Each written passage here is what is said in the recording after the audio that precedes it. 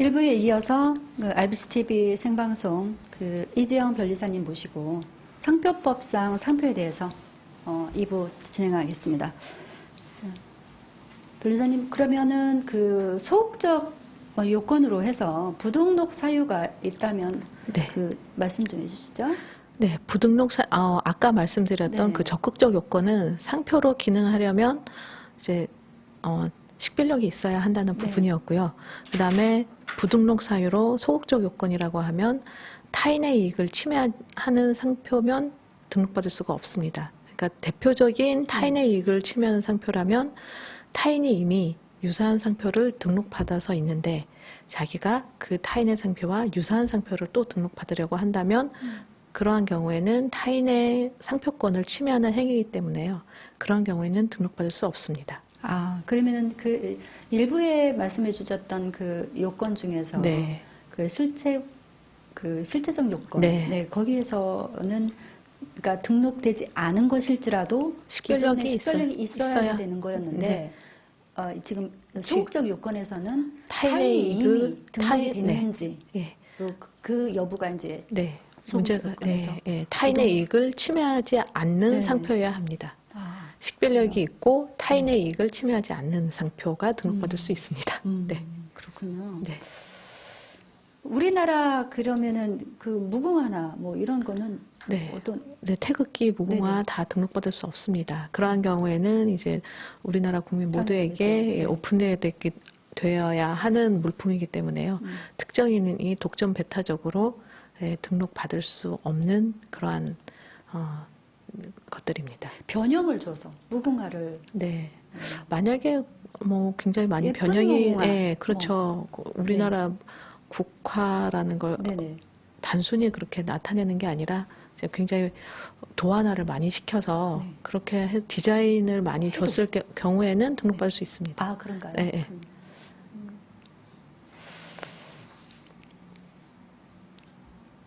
그 기준이라는 게 객관적인 기준이라는 게 있을 것 같습니다. 객관적인 이 정도는 변형을 줬어도 이거는 기존의 상표하고 비슷하기 때문에 안 된다.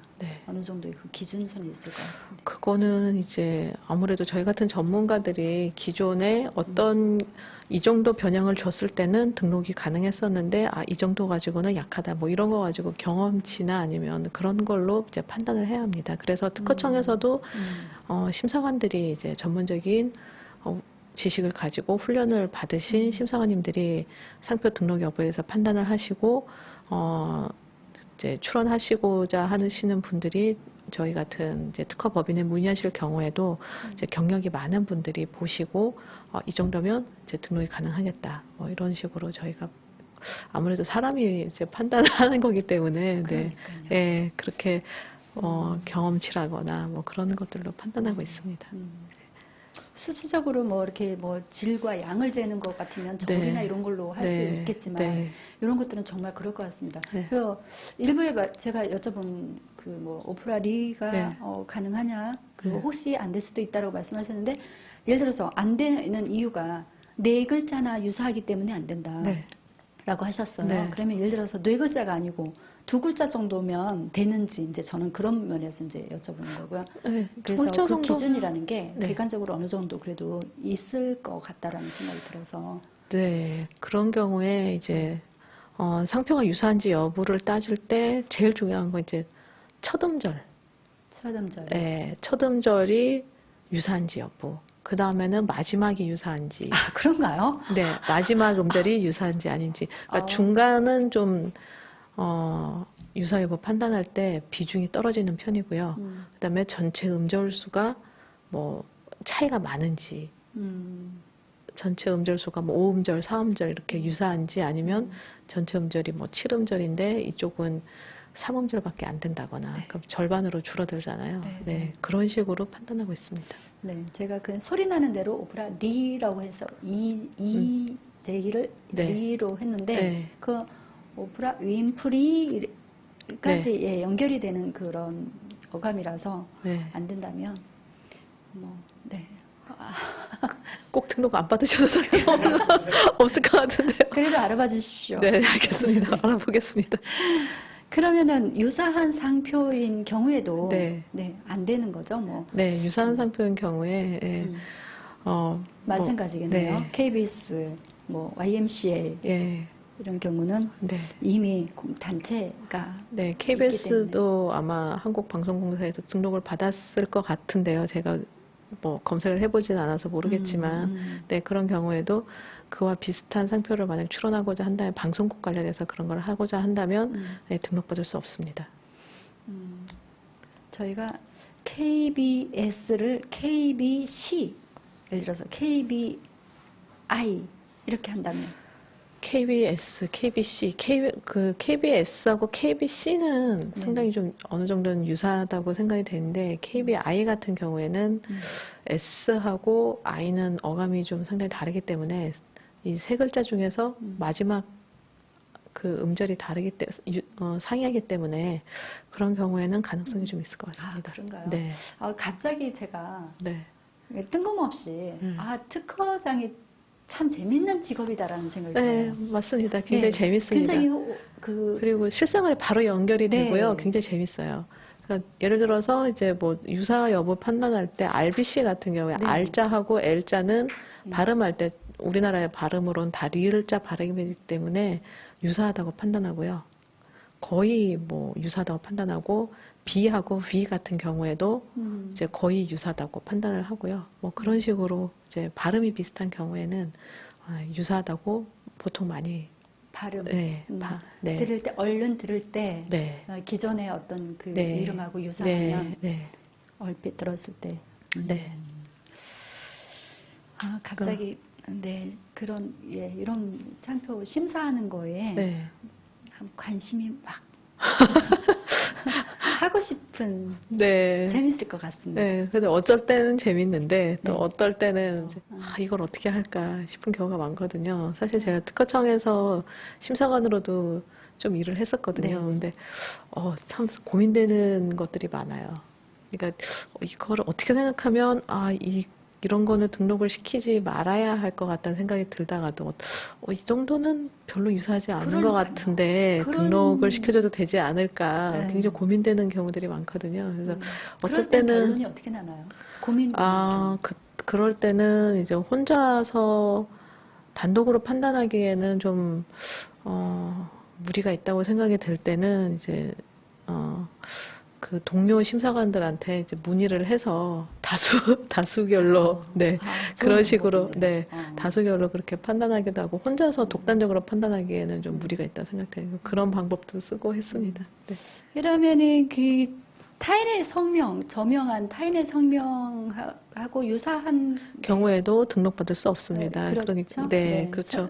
얼마 전에 이제 21이라는 사건이 있었는데요. 네. 그 경우에도 이제 21 그룹하고 전혀 상관없는 분이 이제 21이라는 상표를 출원해서 등록받고자 하는 경우에 이제 그런 경우에는 등록받을 수 없습니다. 그래서 소녀시대도 마찬가지고요. 네. 그러니까 저와 같이 그 요즘에 그 매스에서 그 인기 있는 연예인들이나 가수들을 잘 모르는 사람은 그렇죠. 네. 그 사람이 어떤 그 유명한지 네. 모르고 네. 이렇게 특허 출원을 하는 사례가 굉장히 있을 것 같아요. 그런 경우에도 네, 특허 출원은 그 시도한 분도 아마 네. 몰라서 그랬을지 않았을까 이런 생각이 들어서 그런 사례가 많을 것 같은데요. 그렇긴 하지만 그래도 이제 그런 상표를 유통시켰을 때 수요자 보호 측면에서도 이제 어찌됐든 거절 사유가 되는 거죠. 그렇죠. 네. 네. 21과 뭔가 연관이 있다고 생각할 수도 있고, 그리고 21이 그동안 이제 가수 활동을 하고 그러면서 쌓은 명성에 또 이게 침해가 될 수도 있고, 네, 그런 측면에서 네, 그런 상표는 등록받을 수 없습니다. 네, 네. 그러니까 사실 그 21은 그래도 우리나라 가수인데 외국 가수 같은 경우에 네, 우리나라에 상표 출원하고 그런 경우도 있거든요. 네, 그런 경우에는 이제 외국인 이름이 들어온다거나 네. 그러면은 이제 네이버로 다 인터넷 검색을 다 해서 네. 이게 유명한 사람 이름인지 아닌지 그런 것도 다 검색을 합니다. 네. 네, 점점 그런 말씀 들으면 제가 불안해져요. 오프라인 분위 때문에 불안하신가 보네. 네, 가고 싶으니까 갑자기. 네. 애매한 사유, 애매한 거요. 네. 아주 지나간 것들은 이제 지나간 사건들은 빨리빨리 잊어버리는 편이고요. 지금 현재 진행 중인 사건 하나 있는데 네. 저희 제품은 이제 영사기거든요. 네. 영사기인데 영사기가 아니고 영사를 비추 영사 스크린이요. 네, 네. 네, 스크린인데 상표가 그랜드뷰거든요. 그런 경우에 어떤 것 같으세요? 식별력이 있는 것 같으세요? 그랜드뷰. 글쎄요, 갖다 짜집기해서 네. 아주 멋있게 만들긴 했는데 네. 식별력이 없어 보이는데요. 지금 전문가. 네, 지금 사용하고 있는 상표인데 지금 네. 식별력 없다고 거절이 나서 지금 네. 저희가 불복 심판 진행 중입니다. 그 봐요. 제가 심사할 수 있겠죠. 네. 네, 그거는 일반 수요자 기준으로 저희가 판단을 하기 때문에, 누구든지 다 그렇게 심사하실 수 있는 부분입니다. 네. 네, 가능성이 있었어요. 상표를 사용할 상품이 지정을 할 수 있다고 하는데, 네. 어떤 말씀이신가요? 네. 상품은 사실, 일상생활에서 무궁무진하게 있는데요. 그거를 이제 특허청에서는 1류부터 45류까지 45가지로 크게 카테고리를 나눠서 상품류라는 걸로 분류를 하고 있습니다. 네네. 그래서 예를 들어서 뭐 25류라 그러면 의류와 신발, 네, 이런 쪽이고요. 30류 같으면 음식물, 뭐 그런 쪽이고요. 14류 같으면 이제 보석하고 시계, 이런 종류들입니다. 그래서 이제 우리 실생활에서는 정말 무궁무진하게 있는 상품을 1류부터 45류까지 분류해서 있고, 상표 출원을 하시고자 하는 분들은 상표만 정하시는 게 아니라 류도 정해서 그렇게 출원하셔야 합니다. 그러면은 지금 1부터 45류까지 정해져 있다고 하시는데, 더 이렇게 45가 아니고 46, 47로 이렇게 류가 더 증가가 되진 않나요? 아니면 거기 그 안에서 그 안에서 이제 더 세분화되는 세분화한다거나 뭐 그렇게 하고 있습니다. 사실 1류부터 45류까지 분류한 거는 우리나라 특허청에서 한 게 아니고요. 전 세계에서 통용되고 있는 국제 분류이기 때문에 아마 국제사무국에서는 더 이상 류를 늘릴 생각은 없을 것 같고요. 새로운 제품들은 쏟아져 나오고 있으니까요. 기존 류 안에서 어느 분류 안에 들어가는 게 좋겠다. 그렇게 해서 새로운 상품들도 기존 분류 안으로 다 넣고 있습니다. 이제 마지막으로 우선 심사에 대해서 한번 말씀 좀 해주시죠. 출원 순서가 이제 정해져야 될 텐데, 많은 그 쏟아지는 출원한 그 사례들을 접수를 받으셔서 어떤 먼저 해줘야 되는 그 기준이 있으실 것 같은데. 순서대로 하는 건지 접수 순서대로 하시는 건지. 원칙적으로는 접수 순서대로 상표 심사에 착수하게 됩니다. 그래서 제가 특허청에 있었던 경험으로 말씀을 드리면 특허청에서는 상표 출원이 접수된 순서대로 컴퓨터가 그냥 무작위로 랜덤하게 심사관들한테 배정을 하거든요. 그렇게 해서 상표 심사에 착수하게 되는데, 특수한 경우에 이제 이러한 경우에는 먼저 상표 심사를 해야겠다, 그런 경우들이 있어요. 그러니까 예를 들어서 지금 이미 사업을 시작하고 있어서 상표 심사를 빨리 받아서 상표 등록을 빨리 받아야 안심이 되겠다, 그런 경우에 상표 출원 당시에 이미 사업을 하고 계신 경우라던가, 아니면 경고장을 받은 경우, 내가 상표를 사용하고 있는데 타인으로부터 내 상표하고 비슷한 상표를 사용하고 있으니까 이제 간판을 내리지 않을 경우에 상표권 침해로 이제 손해배상 청구라든가 법적 조치를 취하겠다, 그런 경고장을 받은 경우에 내가 생각하기에는 남의 상표하고 유사하지 않은 것 같은데, 그런 경우에는 내 상표를 출원해서 특허청에서 상표 등록을 받아서 내 권리를 빨리 확보하는 방안을 생각해 볼 수 있거든요. 그러한 경우들에는 이제 정상적인 상표 심사 되는 기간을 기다리게 되면 6개월 이상 이 정도 기다려야 되기 때문에, 그런 분들이 이제 또 한시가 급한 경우가 있어요. 그런 경우에는 이제 그런 어떤 빨리 심사 받고자 하는 사유를 소명하고, 그리고 우선적으로 심사를 받을 수 있습니다. 받아들여지면. 네. 그러니까 그 원칙적으로는 순서대로 접수 네. 순서대로 행해지는 것은 원칙이지만 네. 네. 그 어떤 특별한 사례가 네, 있을 특수한 경우에는 사유가 있는 경우에는 뭐 공익성이 있거나 네. 뭐 어떤 특별한 네. 그런 상표권 침해 문제가 걸려 네, 있다거나 이미 지금 상표를 사용하고 있어서 하루라도 빨리 내 상표를 빨리 확보할 필요가 있다. 그런 경우에는 우선 심사를 신청해서 예, 빨리 심사를 받아볼 수 있습니다. 근데 이제 가끔가다 좀 착각하시는 게 네. 우선 심사라는 거는 심사에 빨리 착수해 준다는 거지 등록을 내준다는 의미는 아니거든요. 네, 그렇습니다. 네. 굉장히 합리적인 그 판단 기준을 가지고 대하시는 것 같아서 네, 네. 네. 뭐 안심하고 될 것 같고요. 네. 그 최종적으로 판결하기까지 그런 네. 과정에서 네.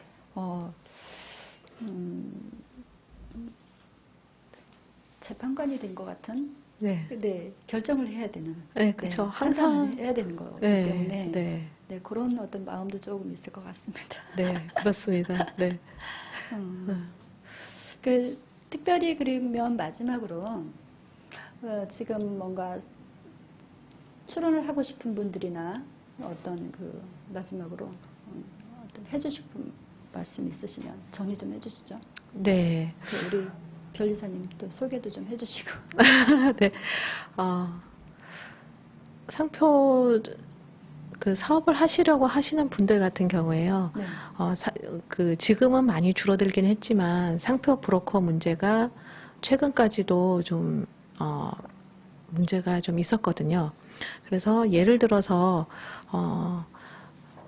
그 동대문 시장이라거나 그런 곳에서 이제 사업을 하시는 분인데 사업은 굉장히 잘 되고 있는데 상표 출원을 해서 상표 등록을 받은 권리가 없는 경우에 이제 상표 브로커 그런 분들이 지나가다가 보고 그런 상표를 모방해서 상표 등록을 빨리 받아가지고 그래서 그 동대문에서 원래부터 장사하고 계시던 분한테 경고장을 보내면서 내 상표권 침해하고 있으니 간판을 내려라. 뭐 그런 경우도 있고 아니면 이제 뭐 그 의류 쇼핑몰이라거나 그런 걸 오픈하셨는데 미처 이제 도메인네임 이런 건 등록을 받았지만 아직 상표 출원해서 등록 받는 건 생각 못 하고 계시는데 그거를 누가 보고 먼저 상표 등록을 해서 이제 간판 내 상표권 침해하고 있으니 뭐 이렇게 합의금이라던가 그런 거 주지 않으면 이제 법적 조치를 취하겠다. 뭐 그런 식으로 해서 그런 상표 브로커 문제가 최근까지도 좀 있었습니다. 그래서 그런 문제를 해결하기 위해서 특허청에서 지금 선사용권이라던가 그런 제도에 대해서 기준도 내리고 여러 가지 이제 그 억울한 분들이 생기지 않도록 법적 조치를 강구하고 있긴 하지만 그래도 일단은 이제 사업을 하시는 분이라거나 그런 분들 같은 경우에는 내가 사용하려고 하는 표장이라거나 이미 사용하고 있는 표장이라거나 그런 것들에 대해서는 하루라도 빨리 상표 출원해서 등록을 받으시는 것을 추천드립니다. 네. 네. 아주 뭐 떨리신 거 거짓말이시죠? 아니요. 떨리시는 분들은 그렇게 말씀하실 수가 없는데 하여튼 끝까지 말씀 잘 해주셔서 감사드리고요. 굉장히 유익한 시간이었습니다. 오프라리는 제가 생각을 해보겠습니다. 네, 제가 꼭 네, 검색해보고 다음 말씀드리겠습니다. 네. 다음 시간에는 오늘 다 미처 하지 못한 네, 내용 가지고 네. 한 달 후에 네. 또 뵙겠습니다. 네. 감사합니다. 네, 고맙습니다. 네. 네.